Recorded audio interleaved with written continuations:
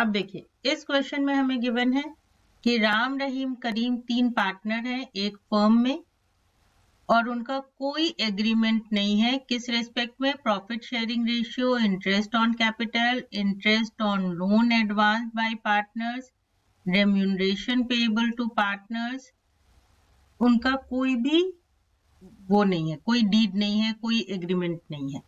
अब उनके क्लेम्स क्या है? Ram, who has contributed maximum capital, demands interest on capital at rate of 10% per annum and share of profit in capital ratio. But Rahim and Karim do not agree. अब हमें ये बताना है कि इसका ये क्लेम जस्टिफाइड है या नहीं। तो इसका ये क्लेम क्या है? नॉट जस्टिफाइड है। नॉट जस्टिफाइड क्यों है?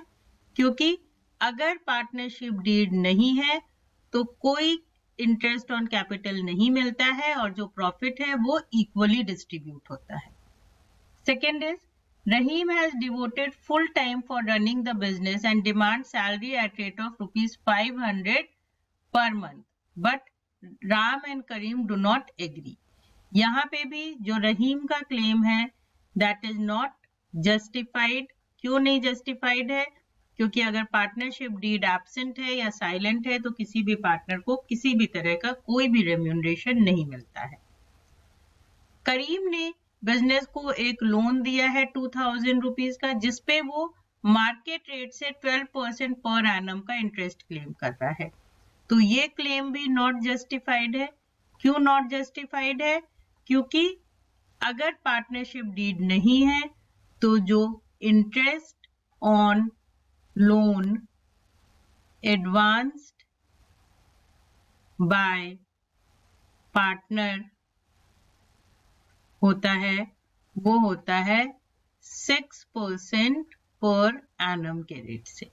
यहाँ लोन का अमाउंट है 2000, तो जो इंटरेस्ट ऑन लोन मिलेगा उसे वो मिलेगा 2000 का 6%, दैट इज ₹120।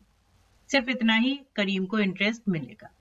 नेट प्रॉफिट जो हमारा गिवन है वो गिवन है 45,000 और इंटरेस्ट ऑन लोन जो होता है वो चार्ज अगेंस्ट प्रॉफिट होता है तो वो इसमें से माइनस हो जाएगा। तो हमारा प्रॉफिट बचेगा 44,880 का। ये प्रॉफिट हमारा P&L अप्रोप्रिएशन में जाएगा और इसका 10% रिजर्व में ट्रांसफर होगा और बाकी पार्ट जो प्रॉफिट बचेगा वो पार्टनर्स में इक्वली डिस्ट्रीब्यूट होगा।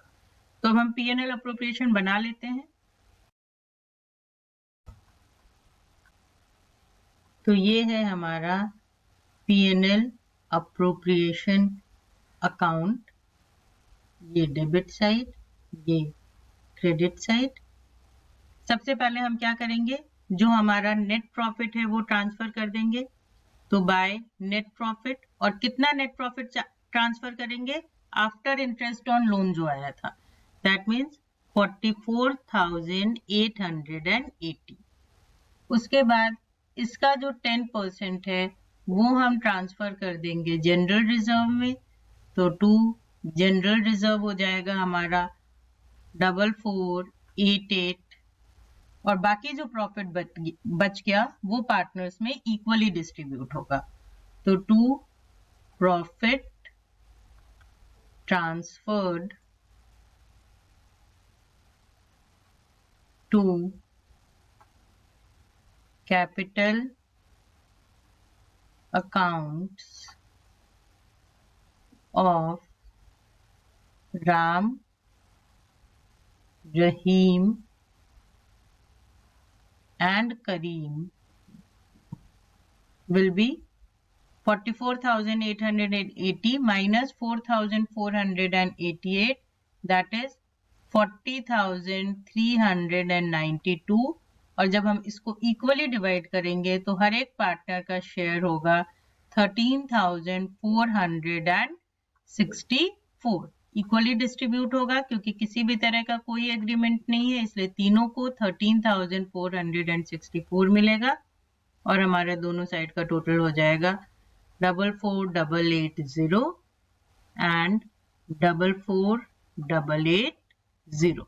Hope this is clear to you.